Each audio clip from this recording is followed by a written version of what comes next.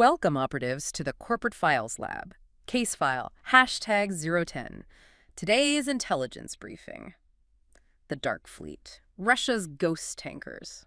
You know, uh, Usually when we pull maritime intel, the conversation revolves around, I don't know, supply chain bottlenecks or port logistics, dry stuff. But what we're looking at today is, well, it's straight out of a techno thriller.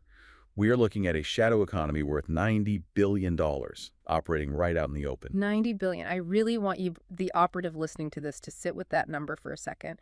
We aren't talking about a few smugglers in a speedboat running contraband. No, absolutely not. This is industrial scale evasion. It is arguably the largest sanctions evasion network in modern history. And it isn't happening in some hidden bunker. It's happening right now on the open ocean, involving ships the size of skyscrapers. Right. So our mission today is to decode the mechanics of this. We need to understand how Russia managed to build a parallel maritime reality, literally an armada of ghost ships, to bypass Western sanctions and keep the war machine funded. And we do have the receipts to back this up. We're pulling today's briefing from a massive stack of intercepted corporate files, satellite tracking data from firms like Windward and Vortexa, and the fine print of the EU's latest 19th sanctions package. So let's just get straight into the infrastructure shift, because before 2022, the oceans were fairly regulated. You had the mainstream fleet. Just give us the baseline here. Sure. So the mainstream fleet is what you'd see in any standard commercial port. These are compliant commercial vessels. They're insured by massive Western companies, mostly out of London. They follow strict safety protocols, and everyone knows exactly who owns them. Safe, reliable, legal. Exactly. But then the sanctions hit.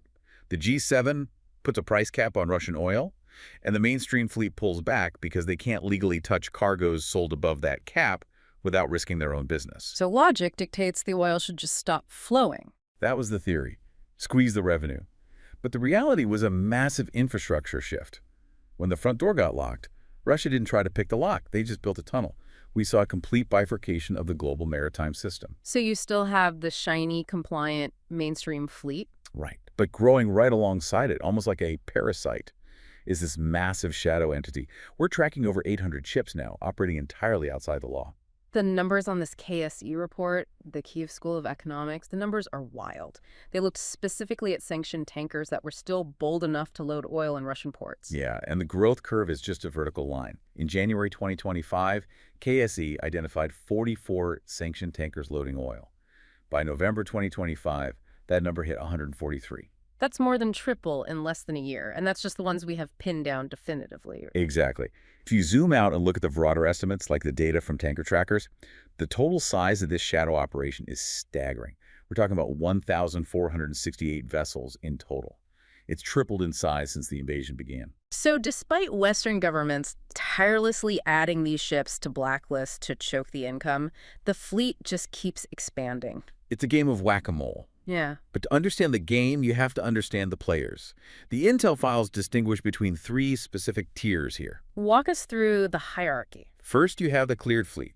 Law-abiding, compliant, they don't touch sanctioned oil. Then you have the gray fleet. Operating in the margins. Precisely. These are vessels with really opaque ownership, mostly created post-war. They're technically legal, or at least not doing anything explicitly illegal that we can prove, but they're incredibly difficult to track. But then you have the focus of today's file, the dark fleet. The ones actively hiding. Now, these are the heavy hitters. They deliberately disable their tracking systems, they spoof locations, they run without legitimate insurance.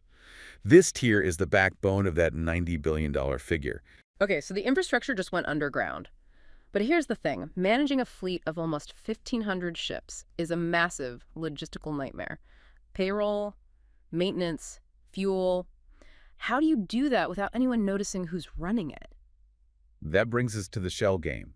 If you look at the corporate structures we uncovered, it's an intricate web designed to create what the analysts are calling corporate camouflage. Corporate camouflage, I like that. A legal fog. A very dense legal fog. We're looking at how companies in Dubai and Hong Kong act as layers to obscure the true owners. And they use a highly specific strategy, the 6-month life cycle. Burn and churn. Exactly. The intelligence shows these shell companies are set up to operate for about 6 months. That's the sweet spot. It's just enough time to move billions of dollars in oil, but it's just slightly shorter than the 9 to 12 months it takes for Western regulators to finish their due diligence. So by the time the authorities actually finish the paperwork to sanction the company, Poof. The company's gone, they dissolve it, the office in Hong Kong is empty, the phone lines in Dubai are dead, and the ships, they've already been transferred to a brand new shell company that popped up yesterday. It's infinite regression, chasing ghosts. And the files name specific hubs here, right? Oh yeah. For example, there's a company called Foxton FZCO in Dubai. The ledgers show them handling $5.6 billion in oil transactions. 5.6 billion for a company with zero public footprint. Right. And then you have Advan Alliance out of India managing another $1.5 billion in sales distribution, or Redwood Global Supply in Ras Al Khaimah, which went from being a literal startup to one of Russia's top crude exporters almost overnight. Which is the giveaway. Normal businesses do not scale from a garage startup to a top global crude exporter in 6 weeks without state-level backing. It implies massive central coordination. And actually, there is a smoking gun in the files that proves this wasn't just a bunch of independent rogue traders. The IT screw-up. It's always the digital footprint, isn't it? You'd think with $90 billion on the line, they'd use separate IT infrastructure for all these supposed competitors.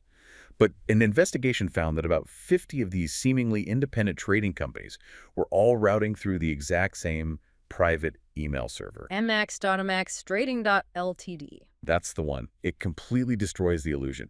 You do not share a private email server with your biggest competitor unless you are actually part of the same monolith.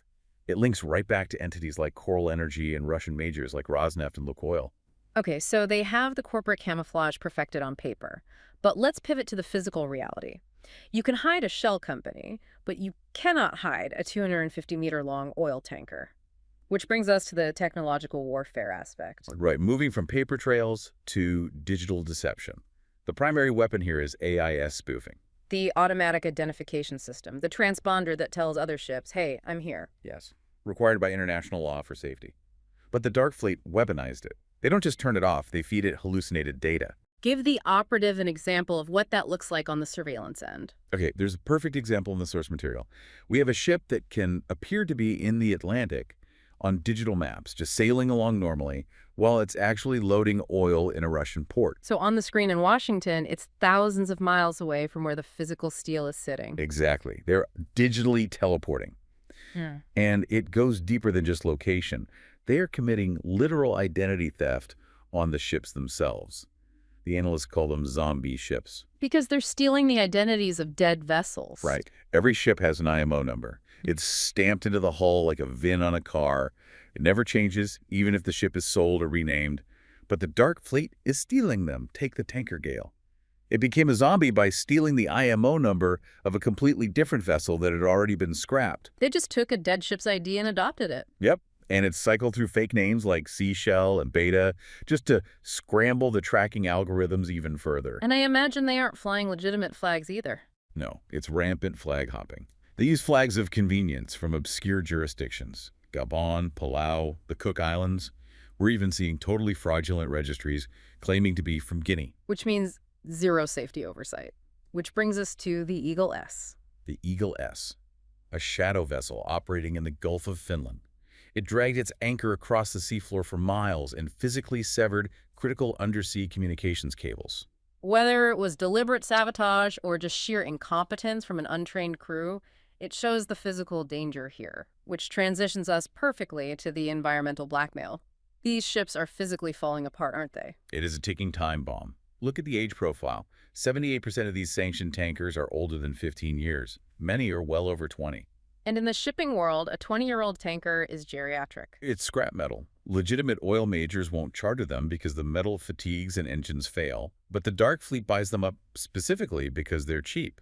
We have testimony in the files from a sailor named Dennis, who served on a shadow tanker called the Serena. The conditions sounded harrowing. He described a floating wreck. Broken radars, faulty fire sensors, absolutely no spare parts. Sailing blind and flammable, fully loaded with crude. So here's the nightmare scenario.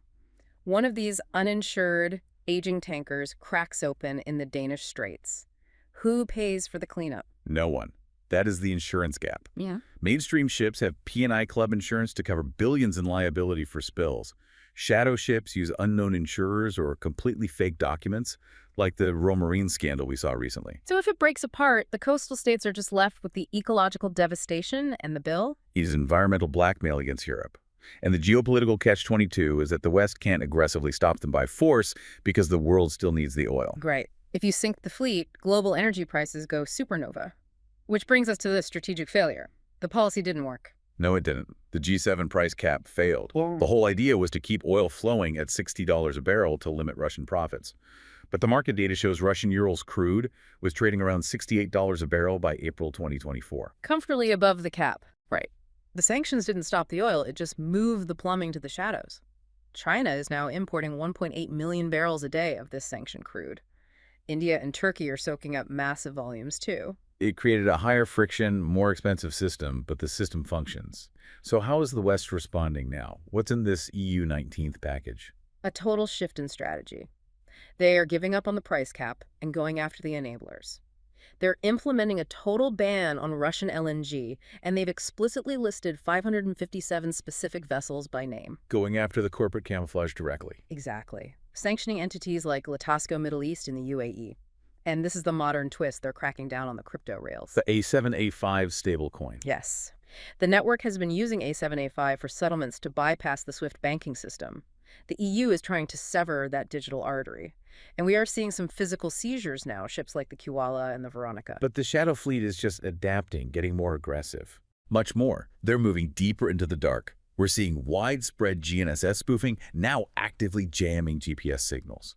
And highly concerning, the intelligence notes they are starting to put armed guards on these vessels. Armed guards. That turns a routine Coast Guard inspection into a potential international firefight. The stakes are escalating exponentially. So as we close this file, give the operative listening the big picture. Why does a ghost ship off the coast of India matter to the global order? Because we have permanently bifurcated the ocean. One half is regulated, insured, invisible. The other half is a wild west of ghost ships, and it's growing faster than we can regulate it. And that infrastructure, once built, is highly exportable. That is the truly provocative thought here. Russia scaled up the evasion model that Iran and Venezuela pioneered. Now that this $90 billion shadow plumbing exists, the shell networks, the spoofing tech, the shadow insurers, it doesn't just evaporate when the war ends. Any rogue state can just rent the network. Exactly. If any bad actor can utilize this dark fleet, economic sanctions completely lose their power as a geopolitical weapon. The question isn't if a catastrophic spill or a maritime conflict will happen, but when. This shadow infrastructure might just be a permanent fixture of global trade now. Case file closed. The bigger the empire, the harder the fall. Stay ahead of the curve. Don't forget to subscribe to the channel and leave your intelligence analysis in the comments. Your contribution is vital to this lab. New briefings available every Saturday. You've been listening to Corporate Files Lab. Briefings on AI, business, and geopolitics.